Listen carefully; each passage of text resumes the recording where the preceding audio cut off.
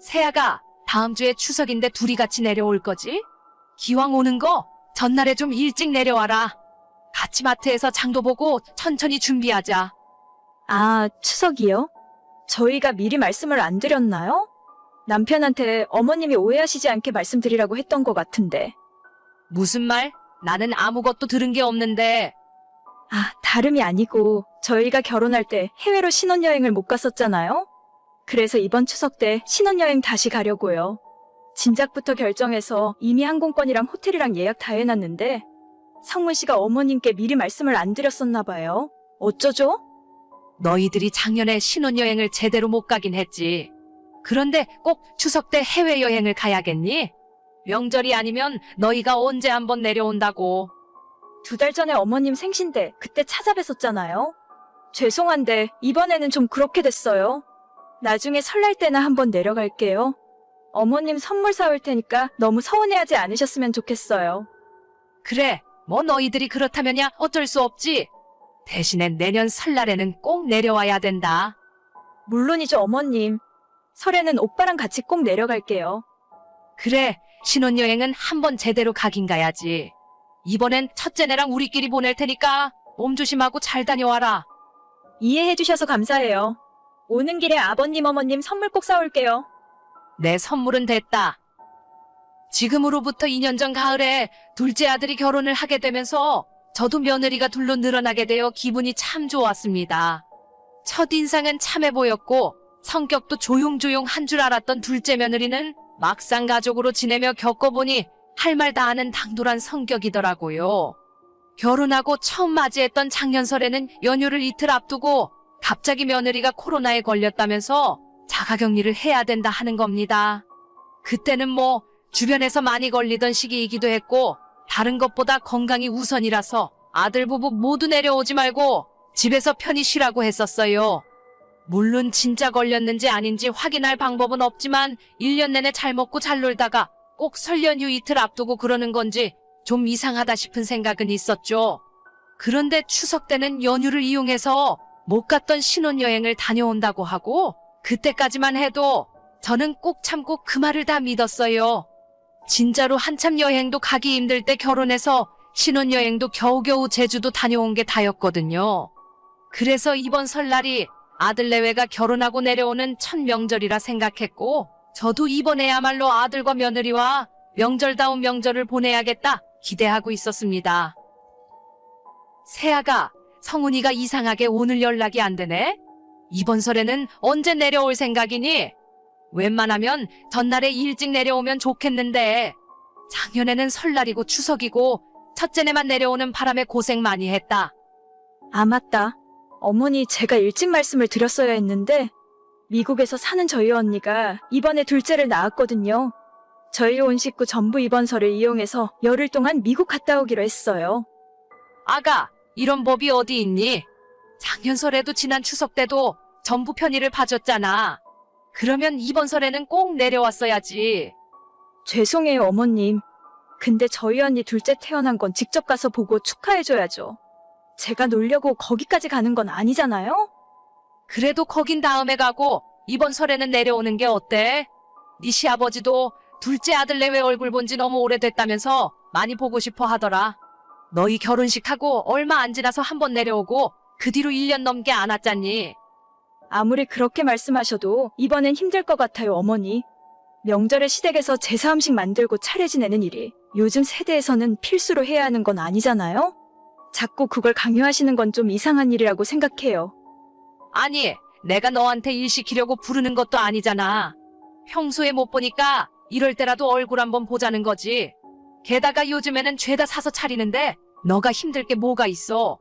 음식 준비고 뭐고 내가 혼자서 다 할 테니까 너희는 좀 내려오기나 해라. 죄송해요, 어머니. 저희도 저희의 사정이 있으니까요. 이번 설날에는 우리 언니랑 먼저 선약이 되어 있어서 어쩔 수가 없네요. 알겠다. 네 시아버지한테도 그렇게 전하마. 나중에 성훈이한테는 나한테 따로 연락 좀 하라고 해라. 아, 어머님. 기왕 연락하신 김에 제가 부탁드릴 일이 하나 있어요. 부탁? 갑자기 나한테 무슨 부탁을 하려고? 저 요즘 다니는 회사 분위기도 안 좋고 사실 얼마 안 가서 그만둬야 할 것 같아요. 안 그래도 성문 씨도 회사 다니기 힘들다고 하는데 저희 두 사람 퇴직금 모아서 요식업 쪽으로 사업을 하나 해볼까 하거든요. 경기도 어려운데 사업은 무슨 사업이야? 그냥 월급 잘 주는 곳에 붙어 있지 그래. 저희 따지고 보면 결혼할 때도 시댁에서 얼마 해주신 거 없잖아요? 그래서 이번 기회에 1억 정도만 투자해주시면 안 될까요? 우리가 니들 결혼할 때 해준 게 없다고? 거기에 1억을 더 달라고? 내가 돈이 어디 있니? 그런 부탁은 못 들어준다. 성문 씨한테 들었는데 아버님 어머님 사시는 집이 5억 정도 한다면서요? 그럼 은행에 대출 받기 쉬울 것 같은데 담보로 1억만 대출 받아주시면 안 될까요? 지금 얼굴 보고 부탁해도 모자랄 판에 카톡으로 그런 부탁을 나한테 하는 거니? 시아버지가 이 이야기 들었으면 난리가 났을 거다. 못 들은 걸로 할 테니까 그만해라. 아니 어머니 정말 서운해요. 제가 괜히 이런 말씀 드리는 거 아니거든요. 아주버님이랑 형님한테는 1억 빌려주셨다면서 저희한테는 왜 안 된다고 하시는 거예요? 너 지금 그 이야기가 왜 나오니? 막 나가자는 거야? 어차피 이렇게 된 이상 솔직하게 다 말씀드릴게요. 어머님 아버님께서 가지고 계신 재산이 그리 많은 건 아니잖아요? 나중에 돌아가시면 유산 대부분도 아주버님 쪽으로 갈 것 같고 저희한테 남겨주실 것도 별로 없다는 걸 알아요. 그러니까 미리 살아생전에 도움을 조금만이라도 주시면 어머님 아버님도 마음 편하시지 않겠어요?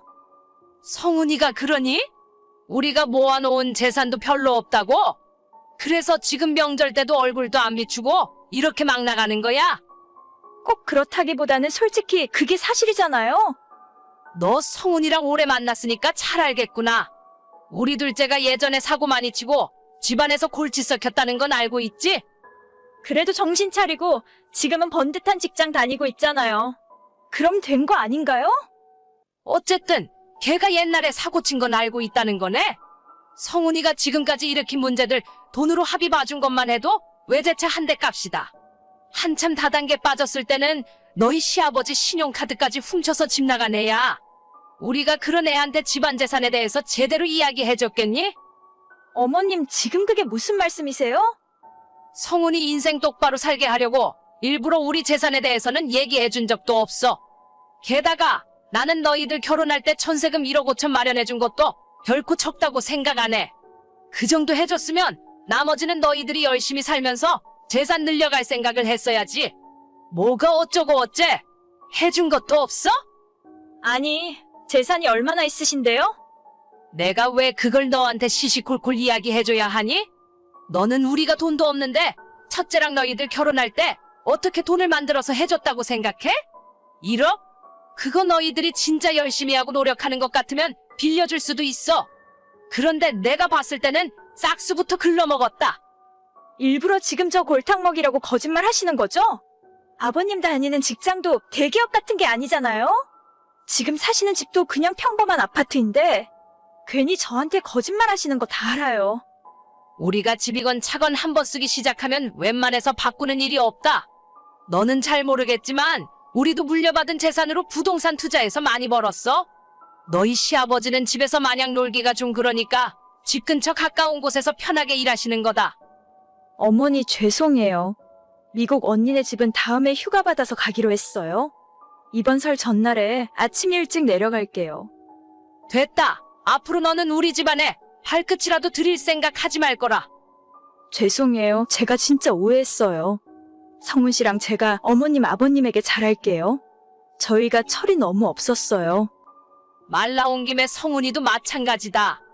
걔도 이제 좀 정신 차리나 했더니 결혼해서 사는 꼬라지 보니 아니었나 보다. 사람 잘못 고른 죄가 있으니 너희들 이혼하기 전까지 우리 집에 찾아오면 내가 책임지고 호적에서 파버린다고 전해라. 어머니 죄송해요. 진짜 한 번만 용서해 주세요. 자식들 앞에서 괜히 돈 있다고 자랑하면 자식들 미래 망치는 것 같아서 자세히 이야기해준 적은 없었어요. 첫째 아들이나 둘째 아들 모두 결혼한다고 하면 전세금 정도 해주었고 작년에는 첫째가 하던 사업이 워낙 상황이 어려워지는 바람에 실제로 1억을 빌려준 적도 있었습니다. 첫째 아들은 성실하게 일하고 예전부터 자기 사업 잘 꾸려가는 아이라서 1억이라는 큰 돈을 빌려주면서도 걱정을 많이 하진 않았어요. 실제로 지금까지 절반 이상 갚았고 사업도 다시 잘 풀리는 것 같더라고요. 둘째 아들은 예전 학창시절부터 친구들이랑 싸우고 합의금 물어준 것만 수천이에요. 자식 교육 잘못 키운 건 부모 책임이라지만 똑같이 관심 주고 똑같이 해줬는데 첫째와 둘째가 어쩜 저렇게 딴판인지 모르겠습니다. 첫째는 며느리마저 그렇게 살갑게 자라고 자주 찾아오는데 둘째는 어디서 저런 아이를 며느리라고 데려온 건지 결혼한 지 1년 만에 시부모한테 돈 내놓으라고 하는 게 맞는 일인지 모르겠습니다. 화가 나서 한 이야기지만 절대 겁주려고 농담했던 건 아니에요. 둘째는 앞으로 이혼한다고 할 때까지 얼굴 안 볼 생각이고 제 호주머니에서 1,000원짜리 한 장이라도 얻어갈 수 없을 겁니다. 정말 내 배 아파서 낳은 자식이지만 너무 괘씸하네요. 오늘의 사연은 여기까지입니다. 구독과 좋아요, 알림 설정은 많은 힘이 됩니다. 다들 행복하시고 좋은 하루 되세요.